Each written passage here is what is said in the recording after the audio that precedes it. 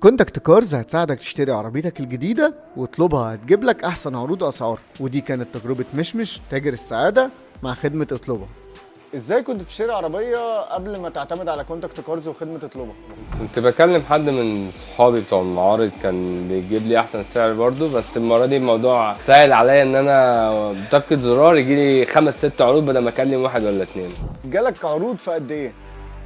جالي بعديها بساعة عرضين. بعديها تواصل معايا حد من خدمة العملاء أسامة، كنت مسافر برا مصر فتابعني واتساب، قلت له لما انزل هظبط معاك. كنت نازل بعديها ب 24 ساعة، نزلت لقيت 5 عروض، كان في 3 عروض 72 ساعة مدتهم وعرضين كانوا انتهوا. فالصراحة الناس التزموا بالعرض، لأن تاني يوم الوكيل زود 50,000 جنيه. قلت لهم أنا جالي عرض بكذا، ما كنتش عارف إن الوكيل زود أصلا، مشوا كل إجراءات عادية خالص. وجيت في الآخر قالوا لي الوكيل زود 50,000 جنيه واحنا التزمنا معاك بالعرض اللي جالك.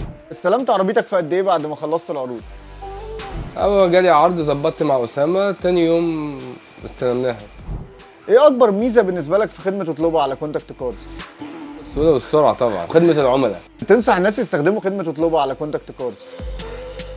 اي حاجه تكنولوجي جديده طبعا الناس تستخدمها، ده بتريح النزول والطلوع. انت لو نزلت يعني 1000 جنيه ده ما تزعلش مني ولا حاجه ان انت تحطه في خدمه زي دي. يعني دي مثلا خدمه جالي عرض موثق، العربيه كانت زادت 50,000 جنيه، انا كنت نزلت ولا كنت عارف اجيبها، كنت اكلم 100 واحد في الاخر هضيع وقتي على الفاضي. اي حد عايز يجرب اطلبها، ان انت تاخد عرض اكتر من كذا معرض، عندهم اكتر من 120 تاجر يقدروا يدوكوا عروض اسعار محترمه وبيبقى في تنافس ما بينهم. اكتب مش في البرومو كود هيجي لك خصم 50%، يعني بدل ما تدفع 1000 هتدفع 500. واي حد تبع كونتاكت كار هيجي في رهن تاجر السعاده هنعمل له اوفر محترم.